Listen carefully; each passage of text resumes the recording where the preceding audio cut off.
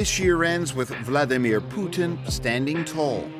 His army has held firm on the front lines of Ukraine.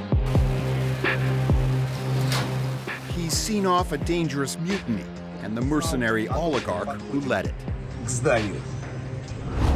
And he's transforming the economy, taking Russia back to a Soviet-style military-industrial complex. Putin. He presents an image of uncontested political power. But there is one figure Putin and the Kremlin haven't been able to eliminate: imprisoned opposition leader Alexei Navalny. Until last month, Navalny's lawyers had limited access to him at this penal colony, about 4 hours from Moscow. But then Alexei Navalny disappeared. The problem is we don't know almost anything, and we have no idea where he is, in which prison, in which Russian region, what is going on with him, how is his health. Actually, we don't know anything. Navalny's spokesperson says there's nothing surprising about the timing of his disappearance. It came just before Vladimir Putin announced he would run for re-election as president next year. I am completely sure that this is totally connected because we launched our anti-Putin campaign on 7th of December, and starting from 6th of December, we don't know anything about Alexei. It was obvious that he was trying to isolate Alexei so he wouldn't do something to ruin Putin's, triumph. It is obvious for everyone in Russia and for Putin as well that Alexei is his main opponent and his main rival, even despite the fact that his name isn't on the ballot. The Kremlin has tried repeatedly to silence Navalny as his profile grew from an anti-corruption blogger to Russia's most popular opposition leader. In 2020, Navalny was poisoned as he traveled in Russia. He was rushed to Germany and survived. After treatment, he returned to Moscow and was immediately arrested. He would never have stayed away from Russia because he's a Russian politician. His family lives there. His children were born there and grew up there. So, this is his country. And it was just impossible to imagine that he would stay away from it. This is all Russians and the world have seen of Navalny in recent years. Glimpses of appearances in court or on video from prison.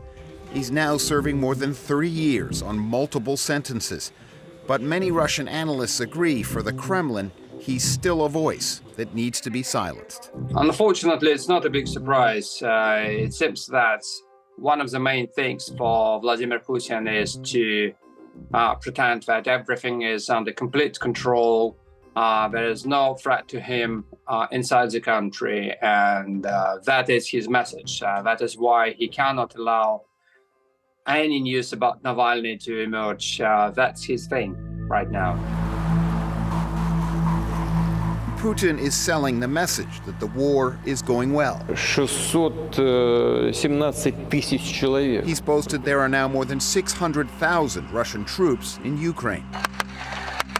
Внешним угрозам численность вооруженных сил. And his defense minister paints a rosy picture too. And armed forces that will grow to 1.5 million personnel. And factories producing more tanks, more ammunition, more missiles. But, says journalist Andrei Soldatov, behind the bluster, there is a fear in the Kremlin that never goes away. Remember that in the 20th century, the Russian state, the Russian government saw two horrible traumas: the revolution of 1917 and the collapse of the Soviet Union in 1991. Two mighty Russian empires were destroyed in a matter of days. So that is why they have this paranoia about revolution and any change. And that is why they think that even a very small, minor thing, like a street protest or just few girls campaigning against the war, might start a revolution. And with the war in Ukraine essentially in stalemate, Vladimir Putin wants to avoid even a glimmer of dissent. Soldatov says the Russian president believes the longer the fighting drags on, the greater the chance of victory. There is now a general presumption in Moscow that the only thing the Russian army needs to do right now is just to wait and see for the elections in the United States and for something to happen in Europe. They believe they already see some cracks in this alliance of support to Ukraine. But for Vladimir Putin, there's been a red line when it comes to Alexei Navalny since his return to Russia. There hasn't been another open attempt on his life so far. I guess that the world reaction to it, this is what stopped Putin to try to do it again. But yes, of course, we are very concerned that he might try it one more time. And actually right now he is all alone in hands of people who basically tried to kill him before.